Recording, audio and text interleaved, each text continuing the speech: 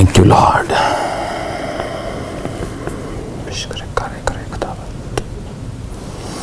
अपने हाथों को उठाओ। Thank you Jesus. खुदा बाप, तेरा पवित्र आत्मा आज तेरे लोगों को छुए और इन्हें ऐसी डिसिप्लिन्ड और ऐसी फायरफुल और ऐसी अनॉइंटेड लाइफ दे खुदावन, जैसे तू चाहता है। तेरा पाक रूह इनकी जिंदगी में कार्य करे। बाइबल कहती तेरे वचन के बिना,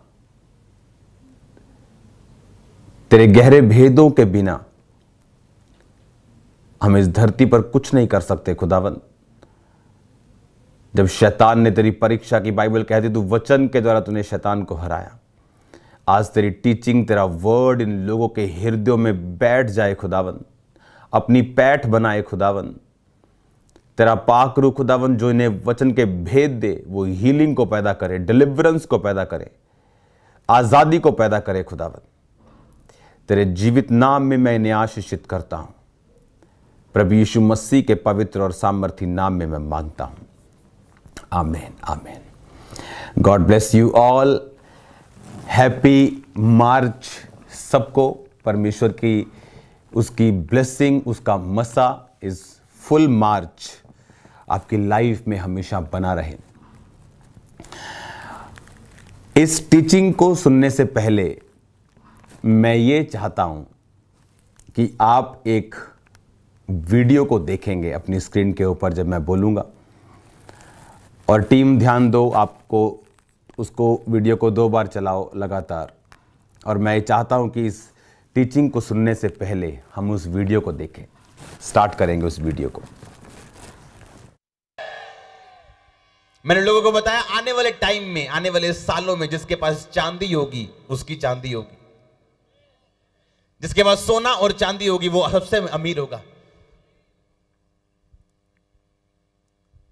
और आप ये मैसेज आज से 10 साल बाद निकाल निकाल के इंटरनेट से फिर सुनेंगे और आप हैरान होंगे कि एक एक वर्ड पूरा हुआ। सिंगल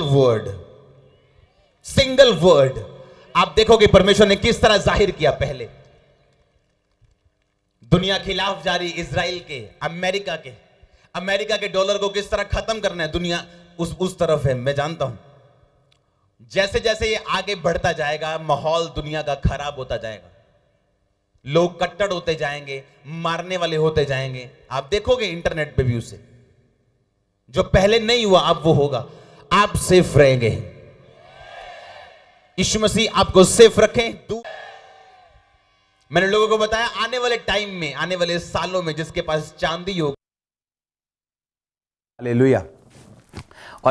और वीडियोस हैं, मैं आपको थर्सडे मीटिंग में वो वीडियोस को दिखाऊंगा, जहां क्योंकि मैंने अपनी टीम की ड्यूटी लगाई कि मुझे वो वीडियोस चाहिए जो मैंने 2017 में मैंने कहा था। मैंने 2016 में 17 में इसकी शुरुआत की थी, जो बैंकिंग के बारे में मैं आपको परमेश्वर की राय बता रहा था, जो वर्ल्ड के लिए मैं परमेश्वर के बारे में बता रहा था। जब ये रूस और यूक्रेन की फाइट शुरू हुई, मैंने आपको बताया कि ये वो वॉर नहीं है जो होने वाली है, क्योंकि जो वर्ल्ड वॉर होगी वो न्यूक्लियर वॉर होगी।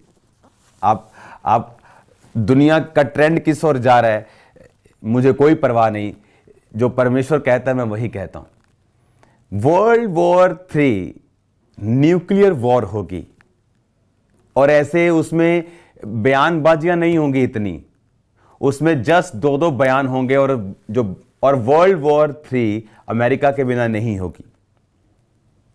और इसके आगे मैं बताना नहीं चाहता हूं इससे आगे, क्योंकि मैं नहीं जानता उसका रिएक्शन कैसा होगा। लेकिन मैं आपको एक चीज बताता हूं कि बड़े शहर जिनका नाम है दुनिया में, मैं आपको एक मुहावरा डाल दूंगा, आप ढूंढना खुद। हाँ, बड़े शहर, इसका मतलब नया है। ओके, तो जब ये न्यूक्लियर वॉर होगी तब जो मैंने बोला था करेंसी की वैल्यू, वो तब पूरी होगी, वो प्रोफेटिक।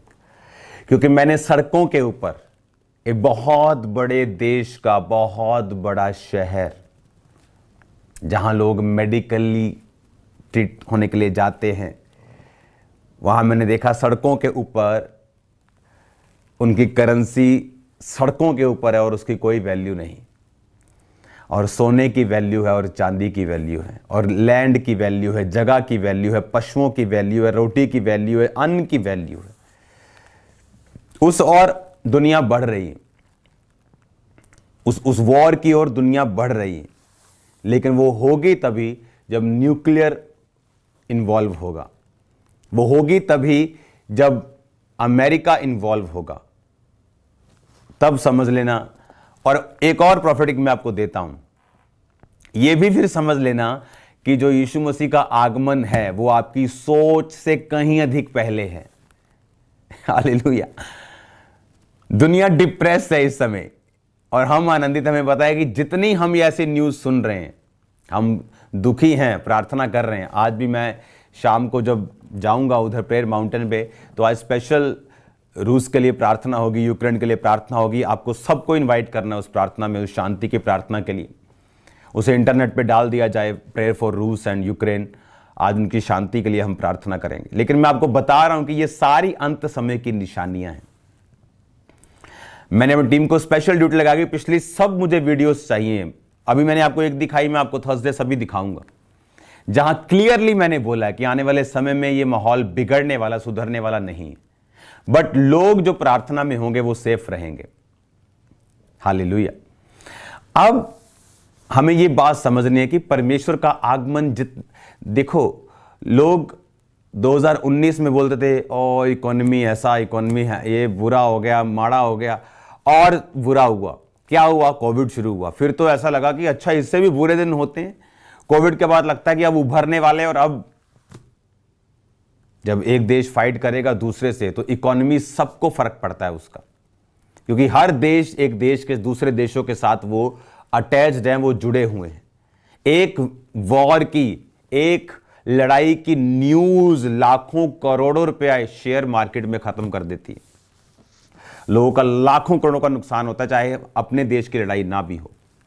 और ये होगा, इसे कोई प्रार्थना रोक नहीं सकती। प्रेयर्स इसे डिले कर सकती हैं, मसीह लोगों को सेफ कर सकती हैं, नुकसान कम कर सकती हैं, बट इसे रोक नहीं सकती। तो मैं शुरू से आपको वो प्रोफेटिक वर्ड देता आया हूं। 5 साल हो गए मुझे, 6 साल इसी विषय पे बोलते हुए।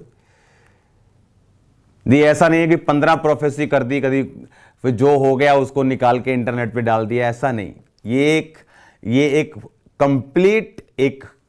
कंप्लीट बिब्लिकल प्लस परमेश्वर की आत्मा के द्वारा दी गई प्रोफेटिक वर्ड है कि जब ऐसा होगा तब वो वर्ड जो मैंने कहे थे करेंसी के बारे में, वो वर्ड जो मैंने आपको बोले थे, वो सारे कंप्लीट होंगे। और उसका रीजन क्या है? उसका रीजन उन देशों का पाप है जो वो बढ़ावा दे रहे हैं। वो बाइबल कहती जब इजराइलियों ने पाप किया तो परमेश्वर ने अन्य जाति देश जो यहोवा को नहीं मानते थे उनको आज्ञा दी, अगर आप बाइबल की गहरी स्टडी करते हैं, कि जाओ और इजराइल के ऊपर कब्जा करो। और बाइबल कहती परमेश्वर के कौम के दुश्मनों ने परमेश्वर की कौम के ऊपर कब्जा किया और उन्हें कितने सालों तक अपने अधीन रखा। कारण यह नहीं था कि वो परमेश्वर की कौम या क्या रीजन था? कारण यह था कि परमेश्वर अपनी कौम के साथ नहीं था। हाउ गॉड थिंक्स, वो कैसे सोचता है। और बाइबल कहती है जो फिर अन्य जातियों ने इजराइल के ऊपर वार किए, जब इजराइल फिर से पवित्रताई में खड़ा हो गया तो परमेश्वर ने फिर अन्य जातियों से बदला लिया। हालेलुया। हमें लगता है ये हो रहा है, हमें लगता है वो हो रहा है, सब कुछ ये परमेश्वर की उंगलियों पे हो रहा है। ऐसे कर रहा है परमेश्वर, जस्ट ऐसे कर रहा है वो। उसके लिए बड़े बड़े देश छोटी छोटी कठपुतलियों के जैसे, वो ऐसे कर रहा है परमेश्वर। और ये पहले से बताया गया आपको कि दिन बुरे होंगे। अगर आप 31 इसी साल की प्रोफेटिक वर्ड निकाल के देखो तो मैंने आपको बोला था कि आसान नहीं होगा, बट परमेश्वर के लोग चमकेंगे। आमीन। हमें मालूम है कि ये चीजें, जब तुम लड़ाइयों और लड़ाइयों की चर्चा सुनो तो घबरा मत जाना। लड़ाइयों और लड़ाइयों कि ऐसा माहौल बनेगा कि वर्ल्ड वॉर 3 की ओर निकलेंगे, अभी नहीं पर निकलेंगे। यह उसकी शुरुआत होगी और वो न्यूक्लियर से शुरू होगी। और मैंने आपको एक वर्ड बोला, वाइप यू ऑफ, एक प्रेसिडेंट बोलेगा, देन दुनिया चेंज हो जाएगी। यीशु मसीह की आत्मा ने जो काम किया है, परमेश्वर का आत्मा जो काम कर रहा है, परमेश्वर का आत्मा जो पूरी वर्ल्ड में काम कर रहा है राइट नाउ, जिस तरह से रूहें बच रही हैं, जिस गिनती में रूहें बच रही हैं, जिस लेवल से मिरेकल्स परमेश्वर कर रहा है, जिस तरह से परमेश्वर काम कर रहा है, ये प्योर निशानी है कि परमेश्वर की जो कमिंग है वो बहुत नजदीक है। किसी को लगता नहीं था इस साल की शुरुआत में कि कुछ ऐसा होगा। लगता कि अब शायद कोविड का असर कम होता जाएगा, फिर से लाइन पटड़ी पे आएंगे, लेकिन वो दिन नहीं आएंगे, मुझे मालूम है। हाँ, जो मसीही लोग हैं वो प्रार्थना के द्वारा बचे रहेंगे, ब्लेस्ड रहेंगे, सुरक्षित रहेंगे। अगर परमेश्वर में तुम नहीं हो तो याद रखो 2019 में तुमको जितनी प्रभु की जरूरत थी, 20 में उससे ज्यादा थी, 22 में उससे ज्यादा है, 24-25 में उससे ज्यादा होगी। क्योंकि जैसे ही अगर लड़ाइयों की चर्चा खत्म होगी, नई बीमारियों की चर्चा शुरू होगी। कोविड भूल जाओ जान के लोग, और एक नई बीमारी की चर्चा शुरू होगी। ऐसा क्यों? क्योंकि एंड डेज की प्रोफेटिक वर्ड बाइबल में एक एक वर्ड लिखा है। यीशु मसीह ने कहा बिंदु भी। आज इंटरनेट पे आता, फलाने ने प्रोफेसी की है जी, इसमें ये होगा, आधी सच्ची आधी झूठी, जो आजकल चल रहे हैं इंटरनेट पे, आधा कच्चा आधा पक्का, वो नहीं है परमेश्वर। परमेश्वर पूरा पक्का है।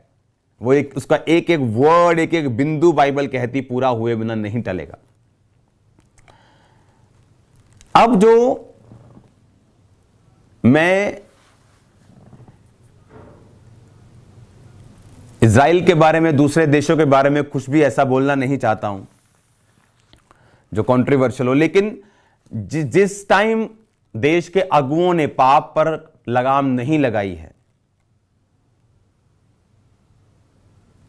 उस टाइम परमेश्वर ने उनको हटा दिया।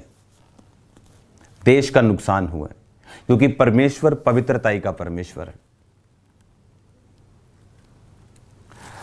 एक वचन मैं पढ़ूंगा, आप उसे सिर्फ सुनेंगे, बाद में आप उसे पढ़ लेना अपनी बाइबल से।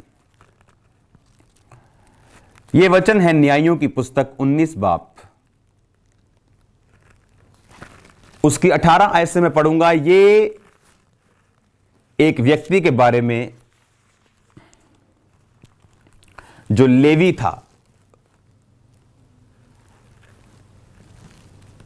वो कहीं से अपनी पत्नी को लेके वापस आ रहा था, और बाइबल कहती रात हो गई और उसने एक जगह पे टिकना चाहा, और उन लोगों ने उनको टिकने नहीं दिया। वो चौक में बैठे थे, एक वृद्ध आया और बोला यहाँ क्यों? उसने कहा हम रास्ते में जा रहे हैं, अंधेरा हो चुका है, हम यहाँ रात बिताना चाहते हैं, हमारे पास चारा भी है, हमारे पास खाना भी है, हमारे गधों के लिए सब कुछ है, हमें सिर्फ टिकने के लिए स्थान चाहिए। वो बूढ़ा अपने घर ले गया।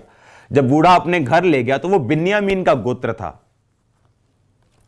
जो वो गोत्र था, जिस जगह वो रहते थे गिबा में, जहां वो रुके थे, जहां पे रास्ते में उन्होंने ब्रेक मारी, वो गिबा था। गिबा जो था वो बिन्यामीन का एरिया था। बिन्यामीन यानी इज़राइल के गोत्रों में से एक गोत्र बिन्यामीन, जिस गोत्र से शाऊल राजा निकला था, उस गोत्र की मैं बात कर रहा हूं। वो गोत्र के लोग वहां पे रहते थे। और बाइबल क्या कहती 21 आयत में, तब वह बूढ़ा उसको अपने घर ले चला और गधों को चारा दिया और पांव धोकर वो खाने पीने लगे। जब वे अपने हृदयों को आनंदित कर रहे थे तो नगर के निकम्मे समलैंगिक पुरुषों ने उनको घेर लिया और द्वार को खटखटाकर घर के उस बूढ़े स्वामी से कहने लगे, जो पुरुष तेरे घर में आया है उसे बाहर ले आ कि हम उससे संभोग करें। वह पुरुष घर के स्वामी ने उनके पास बाहर जाकर उनसे कहा, नहीं है मेरे भाइयों, नहीं, मैं तुमसे विनती करता हूं ऐसा दुष्ट कर्म ना करो। वो पुरुष मेरे घर पे आए हैं, उनसे ऐसी मूर्खता मत करो। देखो, अब जो बिन्यामीन के गोत्र था, उन्होंने बाइबल कहती व्यभिचार किया, और वो पुरुष उस आए हुए आदमी से गलत काम करना चाहते थे।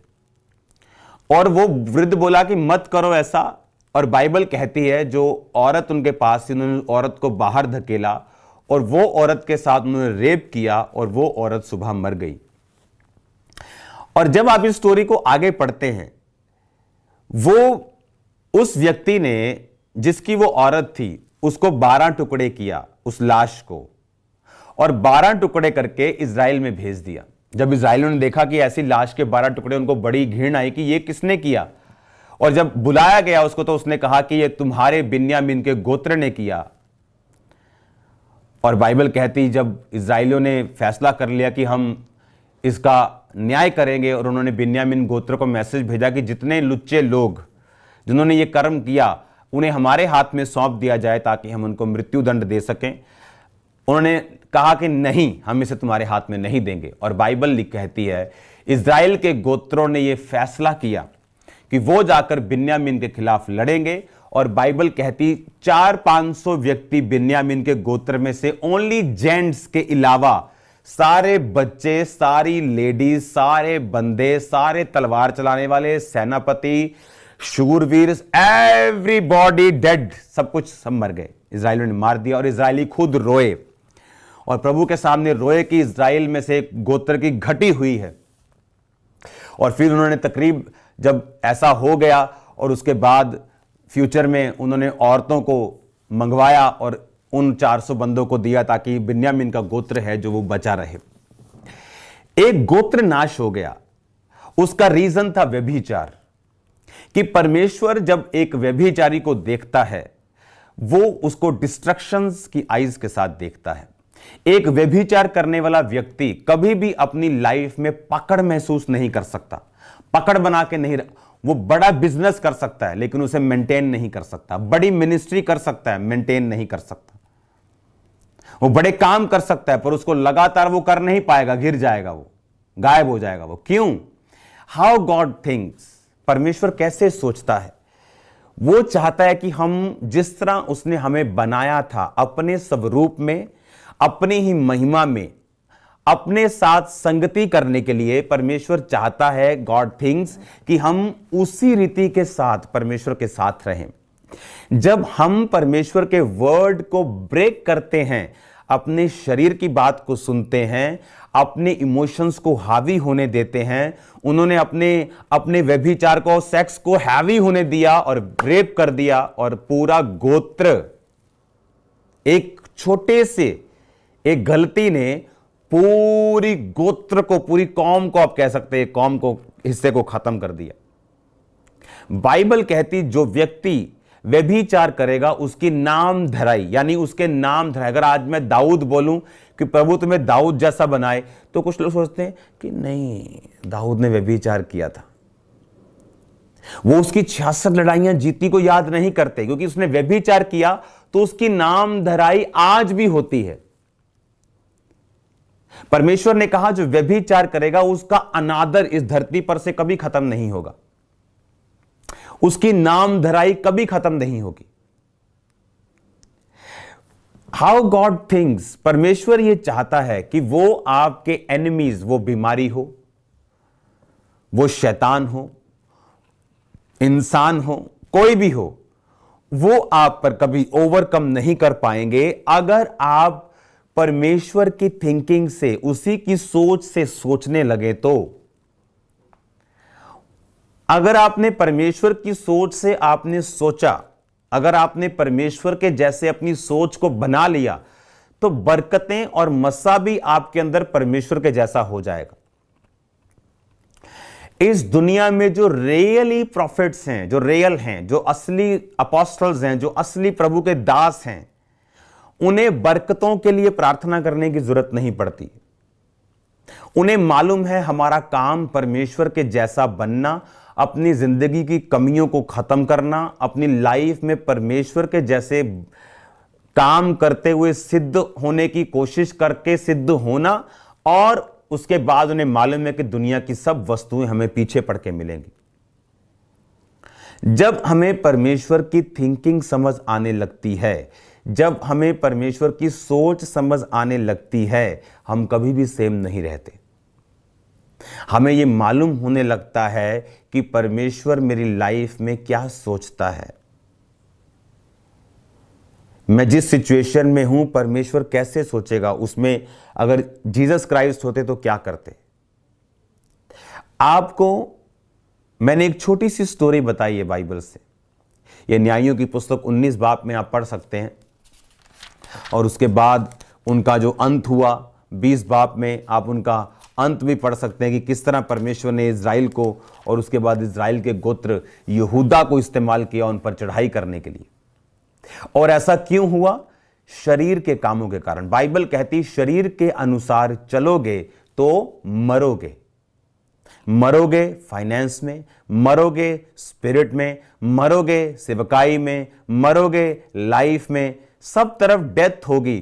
तब वो समझ नहीं आएगी, तब तो वो मजा आ रहा है जैसे उन बंदों ने मजे लिए। उसके बाद उनकी वाइफ्स, उनके बच्चे, उनकी बहनें, उनकी माएं, सब ने सफरिंग को सहा, सब मरे।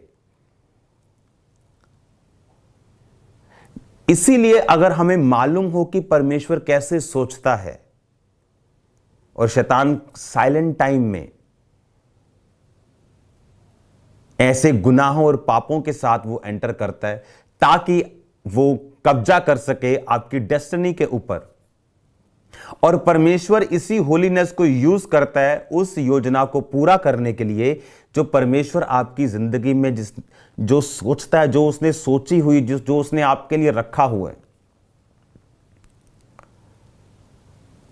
अगर आज बिलीवर अपनी लाइफ में पवित्रताई, अपनी लाइफ में होलीनेस को, अपनी लाइफ में प्रेयर्स को अगर हम अपना लें, आप एक शैल में फिर जिएंगे। दुनिया में क्या हो रहा है आपको इफेक्ट नहीं करेगा। लोगों को मास्क लगाना बड़ी बात लग रही थी, हाय मास्क लग गया, सांस नहीं आ रहा, मास्क लग गया। अब न्यूक्लियर वॉर के दौरान अमेज़न पे वो न्यूक्लियर मास्क बिकने शुरू हो गए जो गैसेस से बजाते, जहां आदमी एलियन लगता है, ऐसे मास्क हैं वो। हम कहां जा रहे हैं? इस समय आपको परमेश्वर की जरूरत है। परमेश्वर में हम सेफ रहेंगे, हम बचे रहेंगे, हम सुरक्षित रहेंगे, हम ब्लेस्ड होते रहेंगे। अकाल और लड़ाइयां दुनिया में होती आई हैं, पर परमेश्वर अपने लोगों को उनके दौरान भी ब्लेस करता रहा है। बाइबल कहती, एलिया कहता है, मैं वो परमेश्वर जिसके सामने मैं दिन रात उपस्थित रहता हूं। अगर आप प्रभु के सामने दिन रात उपस्थित रहेंगे तो बाइबल कहती कौवे उसको दिन, सांझ और सुबह को मांस और रोटी लाके देते थे। मांस और रोटी सिर्फ राजा की रसोई में बची थी, बाकी लोग तो सिर्फ सिंपल रोटी खा लें तो बड़ी बात थी। वो शाही भोज सिर्फ राजा की रसोई में पकता था और कौवे वहां से लेके एलिया को देते थे। आसपास क्या हो रहा है उसको मतलब नहीं था, लेकिन एलिया जब अकाल से निकला तो उसका वजन बढ़ा हुआ था। जैसे अभी थोड़े दिनों से मेरा बढ़ गया, मैं फिर कम कर रहा हूं, हालेलुया। अब फिर मैं कर रहा हूं, कम हो जाएगा। दिसंबर से वो थोड़ा सा बढ़ा, थोड़ा ध्यान नहीं दिया, काम ज्यादा था, हालेलुया। तो आपने ये बात को समझना है कि मुझे अपनी लाइफ के चारों ओर जो धूम धड़ाक, जो डिस्ट्रैक्शन चल रही है, मुझे एक समय रखना है जहां मैं परमेश्वर के जैसा सोच सकूं, उसके जैसा बन सकूं, जहां मैं परमेश्वर के अनुसार कार्य कर सकूं, परमेश्वर की महिमा के लिए कुछ कर सकूं। और याद रखो, ये टीचिंग मैं कल कंटिन्यू करूंगा, हाउ गॉड थिंक्स। और कल मैं आपको एक गहरे भेदों में लेके जाऊंगा। इब्रानी भाषा की बाइबल से कल पढ़ेंगे। मेरे पास जो बाइबल है ये इसमें इब्रानी भी है, इसमें काफ़ी चीज़ें हैं। तो कल हम फिर मिलेंगे दोपहर के समय, टाइम मैं नहीं जानता।